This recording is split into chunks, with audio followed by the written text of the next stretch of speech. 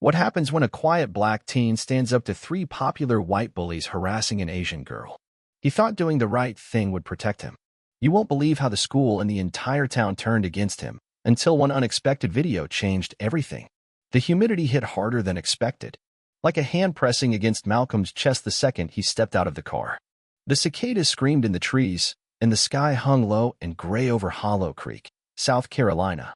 Their new house sat at the end of a quiet cul-de-sac, neat and small, with freshly cut grass and a white mailbox that still had the previous owner's name on it, Carlson's. His mom promised she'd repaint it this weekend. Said a new name deserved a fresh coat. Malcolm wasn't sure paint would make a difference. Abby, his little sister, ran ahead to chase a squirrel near the porch steps. Their mom, Denise James, balanced two grocery bags on one arm and reached for her keys. "You'll get used to it," she said over her shoulder, like she'd read his thoughts. Small towns are quiet. Give it time. But Malcolm had already seen the way the woman at the gas station looked at them, like they were a smudge on a clean window. He was 16. He didn't need time to recognize the weight of being watched. The first day of school felt like walking into a room right after someone said something about you. The hallways were bright and clean. Too clean. Like a catalog version of high school. Blonde girls with ponytails and pastel backpacks. Boys in Letterman jackets who looked like they were grown men. Everyone traveled in packs. No one talked to him. Not really. There were a few curious glances. Some fake smiles. And that one girl who whispered "new kid" like it was a warning. His first class was U.S. history. The teacher, Mr. Bowen, mispronounced his last name twice. James? Jameson. Jam. Malcolm raised a hand. Just James. The teacher nodded like that somehow disappointed him. He ate lunch alone. Not because he wanted to, but because every time he tried to sit down, a table mysteriously filled up. He texted Abby. "How's your first day?" "Good." Smiley face. "Kids are loud, but lunch pizza's mid." At least one of them was doing okay. It stayed quiet for the first couple weeks. But it was the wrong kind of quiet. Loaded quiet. Like when a dog stares at you from behind a fence. Not barking. Just watching. He caught it in the way Owen Parks always smirked when they passed each other. In the way Trey McConnell loudly mentioned urban areas during English class, glancing at Malcolm.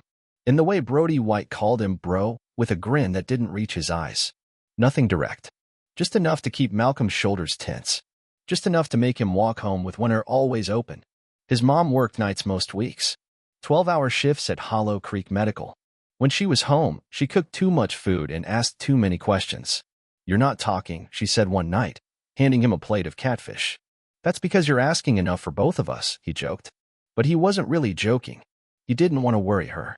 He didn't want to add weight to the bags under her eyes.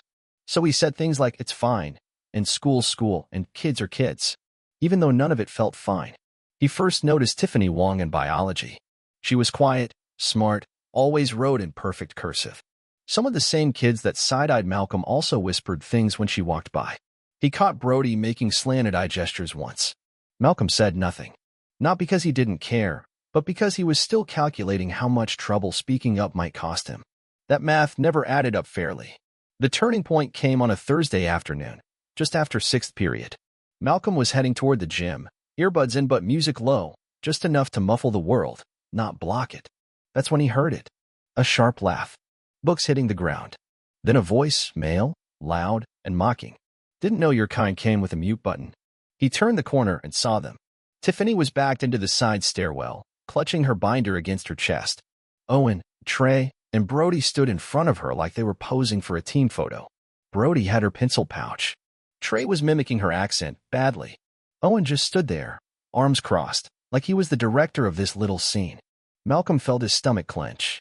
His breath sharpened. He walked straight toward them. "Hey." Three heads turned. "Leave her alone." Trey smirked. "What, you're a bodyguard now?" "Just someone who's not a coward." "You Callan? Us cowards?" Owen stepped forward. His jaw tightened. "I'm calling you what you're acting like." Malcolm's voice was steady, but he could feel his palms sweat. The air stretched thin between them. Tiffany stared at the ground. Then she whispered, just loud enough for him to hear. "It's okay. I'm fine." But she wasn't. And neither was he. So he stepped forward, gently pulled her behind him, and reached for her pencil pouch. Brody yanked it back. That was the moment. A split second of contact. Malcolm's hand hit Brody's wrist, not hard, but hard enough to make him stumble. Brody dropped the pouch. Owen's phone was already out. He was recording. Of course he was. That night, the video was everywhere. It started with the push. No sound. No context. Just Malcolm's face, sharp and angry, and Brody falling backward. The caption read, "Black student attacks white classmate at Hollow Creek High." It had music over it. Some kind of trap remix. People were laughing in the comments. No one asked what came before. The next day, Malcolm walked into school and every eye turned toward him. Some stared with curiosity, some with fear, some with quiet satisfaction. At his locker, someone had written savage and sharp it. There was a noose drawn under it. Crude, shaky, but real. He stood there for a full minute before wiping it away with his sleeve. In second period, no one would sit next to him. In third, the teacher paused mid-lecture when she saw him enter, then kept talking like nothing happened. At lunch, he took a tray and walked toward his usual corner, but someone had spilled milk all over the table. He sat on the floor. No one said a word. That night, he didn't talk to his mom, didn't eat dinner, didn't text Abby back. He lay in bed with the lights off and the curtains closed. The glow from his phone screen showed the video had been shared over 50,000 times. Every comment felt like a brick on his chest. Thugs don't change zip codes, they just change schools. Send him back. Proof we need more security. Of course it's one of them. He turned off the screen, but not before seeing his own face, frozen in motion. A still frame they could twist into whatever story they wanted. And somewhere in that dark, quiet room, with the walls pressing in and his chest full of something he couldn't name, Malcolm realized. Doing the right thing wasn't going to protect him. Not here. By Monday morning, it wasn't just a video anymore. It was a headline. It was a whisper at the gas station. It was a look from the front desk lady who used to call him sweetheart, but now wouldn't meet his eyes. Even Principal Mason had changed. Her office smelled like stale coffee and laminate. She gestured for him to sit, but didn't wait for him to settle before speaking. "Malcolm, we have a situation." He stayed silent. "We're receiving calls, emails. Parents are concerned about what they saw online. What they saw was a lie. Still, perception is powerful." That word again. Perception. As if truth was optional. As if context didn't matter. "We're not suspending you," she added quickly. "But we'll need to keep a close eye on things." That close eye meant teachers watching him walk to class. Security standing outside the bathroom. Is every move now a possible headline? It only got worse. In third period, Trey walked past his desk and whispered, "One wrong step, and you're on the news again." At lunch, someone threw a tray near his feet and called him a threat. In the hallway, two seniors bumped into him like they didn't see him coming. He knew better than to react, because any reaction would become more proof. Proof that he was aggressive, uncontrollable, exactly what they expected. So he held it in. He held it so tightly, it started pressing against his ribs like something alive. At home, he stared at himself in the bathroom mirror. He'd lost 5 pounds in a week. His eyes had bags under them. He stopped brushing his hair, stopped checking his phone, stopped answering Abby's knock on his door. One night, his mom came in without asking. She sat on the floor next to his bed and handed him a shoebox. Inside were old family photos.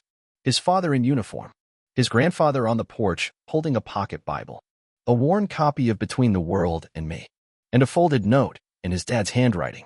There will be days when the truth costs more than silence. On those days, remember who you are and who you stand for. He didn't cry, but something cracked open. Not grief. Resolve. The next morning, Malcolm walked the long way to school, through the back lots, past the old post office, by Ms. Caroline's house, a white woman in her 60s who lived across the street. She'd always waved from her porch, but they'd never spoken. That day, she was watering her hydrangeas. When she saw him, she paused. "You all right, baby?" He stopped. His throat tightened. He didn't want to break, but he also couldn't carry it alone anymore. So he told her. Not everything, but enough. She listened, didn't interrupt once. And when he finished, she said, simply, "Come inside. I want to show you something." Miss Caroline had a smart doorbell, one of those that recorded video when people passed by.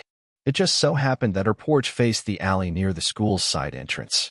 She pulled up a clip from last Thursday, and there it was. The whole thing. Tiffany, cornered. Owen blocking the exit. Brody grabbing her pouch. Malcolm stepping in. The confrontation. The shove. The truth. Raw. Unedited. No music. No captions. No lies. She turned to him. I saw it live. I knew they twisted it. I just didn't know how bad. Can I have a copy? He asked. You can have 10. He didn't stop moving after that. That afternoon, he emailed the video to Principal Mason, the local school board, the police department, and Channel 7 News. He didn't wait for permission. He didn't ask if it was the right thing to do. He knew it was. Then he called Tiffany. They hadn't talked since that day.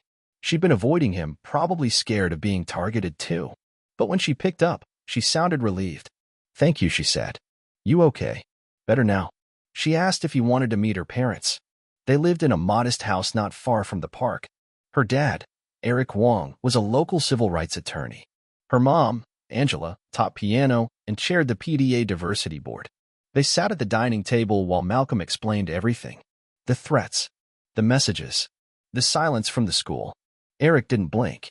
He took notes, asked sharp questions, and said one thing before Malcolm left. We're not letting this slide. By the end of the week, Hollow Creek High received a legal letter from the Wong's attorney. Local reporters started calling. A petition was circulating online, Justice for Malcolm James. Over 2,000 signatures in 3 days. Malcolm kept waiting for someone to tell him to stop, to sit down, to back off. But no one came, so he stood taller. Then came the community forum, organized by Tiffany's parents, held in the school auditorium. Parents, students, teachers. The place was full. More people than the last homecoming game. Principal Mason sat stiffly in the front row. Malcolm waited backstage, his palms sweating, knees bouncing. His mom squeezed his hand. Abby stood beside her, beaming up at him. You don't have to be perfect, his mom whispered. Just be true. Then they called his name. He stepped onto the stage. A single mic. Rows of faces. All waiting. His voice didn't shake. He wasn't there to entertain. He was there to tell the truth. My name is Malcolm James. I came to this town hoping for a fresh start. But I learned that some stories get written for you, unless you speak up. He told them what happened. The harassment. The silence. The day in the stairwell. He played the full video on the projector screen. Let it speak louder than any rumor ever could. He ended simply. I didn't throw a punch. But if standing up for someone makes me dangerous, then maybe we need to redefine what danger looks like. The room was silent. Not empty silent. Full silent. Like everyone in it had just remembered what courage looked like. That night, the video from the forum hit 50,000 views. But this time, the comments were different. This kid is braver than most adults I know. Why isn't he on the news for this? Protect Malcolm James. He still had haters. He still got looks. But the tide was turning. One teacher stopped him in the hallway and said, I'm sorry. I should have said something sooner. A janitor nodded and slipped him a folded note. You're not alone. Miss Caroline left cookies on their porch. Tiffany started walking with him between classes. Even Principal Mason changed. She invited him to join the new Student Equity Committee. He said he'd think about it. But part of him already knew. He wasn't done yet. The Monday after the forum, Hollow Creek High felt different. The air in the hallways wasn't exactly friendly, but it wasn't poisoned anymore. The tension hadn't vanished, but it had changed shape. Now it was watchfulness, not hostility. As if the whole school was waiting to see what Malcolm would do next. The school board issued a statement. It was careful, polished, sterile. We acknowledge that incidents of misrepresentation and student mistreatment occurred, and we are actively investigating. Hollow Creek High is committed to diversity, safety, and inclusion. No apology. No names. No mention of Malcolm. But it was still something. It was the first time anyone in power admitted something went wrong. Owen, Trey, and Brody were officially suspended, not just monitored. Their parents tried to spin the story. They were just joking. It was a misunderstanding. Why ruin their future over one mistake? But people had seen the video. People had heard Malcolm's voice. And truth, once spoken, doesn't go back into silence. At home, the mood shifted too. His mom smiled more. Abby started drawing again, mostly superheroes with big, curly hair and capes. One night at dinner, his mom lit a candle and placed it by his father's photo. She didn't say anything dramatic. Just looked at Malcolm and nodded. He'd be proud, baby. So proud. Malcolm didn't respond. Just picked up his fork and ate in silence. But the way his fingers unclenched around the handle said enough. A week later, Malcolm was asked to speak again, this time at a district-wide student council meeting. He didn't want to. He was tired. Tired of carrying the weight of other people's silence. tired of turning pain into lessons. But then he got a message from a girl he didn't know, a freshman named Clara. My brother's gay and scared to come out. But he watched your speech and said, if he can stand up, maybe I can too. Just thought you should know. Malcolm stared at the message for a long time. Then he closed his laptop and said, out loud, okay, let's go again. He joined the new Student Equity Council, helped draft a proposal for anti-discrimination policies, and organized monthly open forums, not just about race, but about gender, class, identity, and belonging. He wasn't trying to be a leader, but when no one else stood up, people turned to the one who already had. One day, in the library, he overheard two boys whispering. That's him. Who? Malcolm James. Oh, the one who flipped the school upside down. He almost laughed. He hadn't flipped anything. He just told the truth. And the truth kept rippling. Teachers started having real conversations in class. One even invited Malcolm to help design a new U.S. history module, one that didn't skip over redlining or police brutality or the civil rights movement like it was ancient folklore. Even Principal Mason began to shift. She called Malcolm into her office one afternoon, this time not to lecture, but to listen. I won't pretend we handled this perfectly, she said, but I want you to know, you forced us to grow. And I'm grateful for that. He nodded. It wasn't forgiveness, but it was a beginning. The award came in spring. The school created a new recognition, the Civic Courage Award, for students who show extraordinary integrity in the face of adversity. At the assembly, the auditorium was packed. Some people clapped politely. Some stood. Some cheered like it was graduation day. Malcolm walked up to the stage in a simple shirt and sneakers. Abby sat in the second row, wearing a handmade Team Malcolm pin. He stepped to the mic, paused, breathed. I never wanted attention. I didn't want to be a symbol or a headline. I just wanted to walk into school and feel like I was safe, like I belonged. He scanned the crowd. Even Owen's mom was there. Even Ms. Caroline, sitting near the back, smiling softly. I spoke up because I had to. But what happened next, that wasn't just me. That was every person who refused to let the lie win. And if you ever feel like your voice is too small, just remember mine was one voice too. And it was enough. Silence again. Then applause. Real, rising, unstoppable applause. Outside, as students poured into the parking lot, Abby ran up to him and grabbed his hand. Did you see me clapping? I saw you first. She grinned. You gonna be famous now? Hope not. Too late, she teased. They walked home together, backpacks slung low, the sun just starting to dip. At the end of their street, something caught Malcolm's eye. The school maintenance truck was parked in front of the Hollow Creek High sign. Two workers were replacing the cracked wooden placard with a new one. Same name, same logo, but underneath, a new motto carved in bold letters. Courage begins with one voice. Malcolm didn't say anything. He didn't have to. He just stood there a moment, looking up at the sign, then took Abby's hand again and walked home.